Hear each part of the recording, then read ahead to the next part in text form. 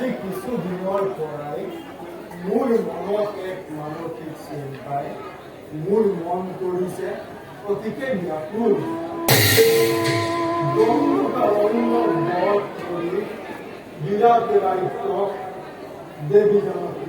দেৱী জানকী পৰীক্ষা কৰিলো যদিও শান্তি মোৰ লাগিল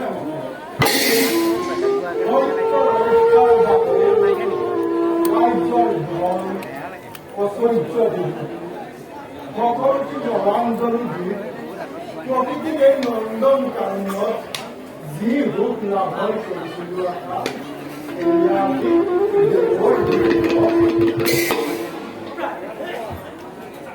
বুজিব পাৰিছো আপুনি তুলিছে কি নীৰৱ চিন্তাতে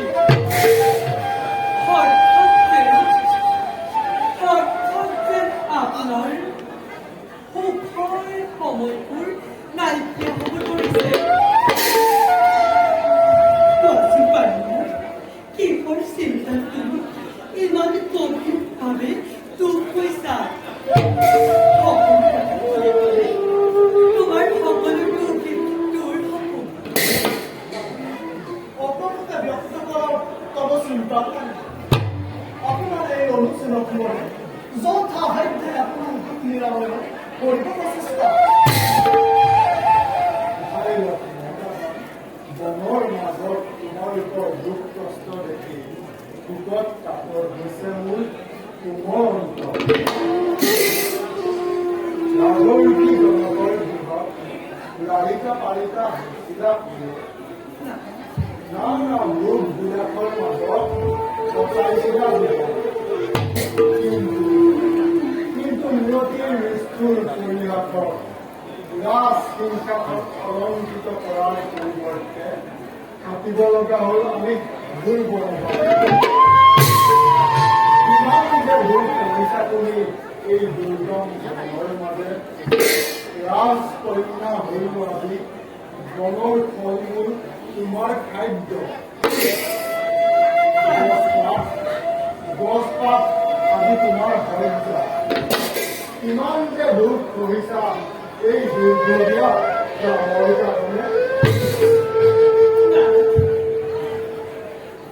সংসাৰৰ খন্তেকীয়া সুখ বিলাসৰ বাবে এই সীতাই কেতিয়াও চিন্তা নকৰে। পৰম পুতি প্ৰাণনাথ, সকলো সময়তে মই আপোনাৰ সহায় হৈ থাকিম। প্ৰাণনাথ,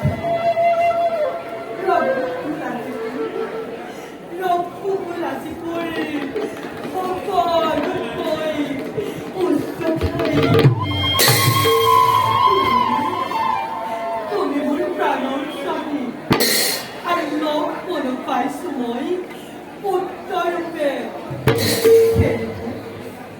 সেয়েহে মই শান্তি নিজৰাৰ শান্তিময় ভাৱতে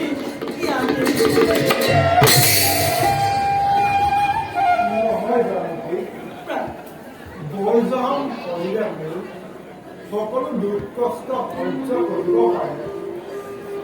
কিন্তু তোমাৰ এই সুকুলৰ ঘৰলৈ যিমান দুখ সহ্য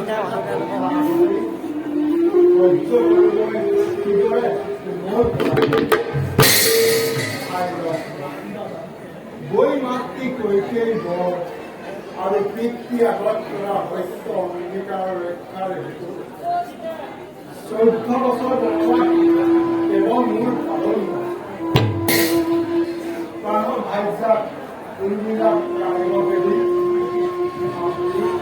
তুমি মোৰ ভাই লগ তোমালোকে মিছাতে জীয়াব বিচাৰ জিয় ভাই জানকীক লৈ ঘূৰি যোৱা অযোধ্যাৰ ৰাজপ্ৰসাদে মই অকলেই সত্য পাৰিলে দুৰ্গম বনৰ মাজত এনে নিৰ্মল এই লক্ষ্য আগত নিদি কথা শ্ৰীৰামৰ অভিযোগ অক্ষৰ এই লক্ষ্মণৰ জীৱন ধাৰণ আজীবন তোমাৰ সেৱা আজীবন তোমাৰ সেৱাকে মই মোৰ হৃদয়ত লৈছো সপতি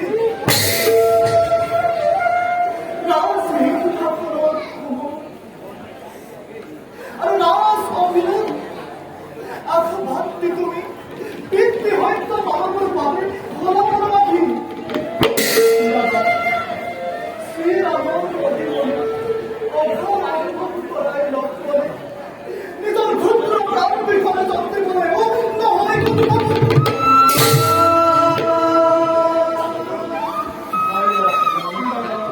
তোমাৰ মূল প্ৰতিনিধি প্ৰকৃতি স্নেহ তাক মই প্ৰশংসা নকৰি নোৱাৰো কবা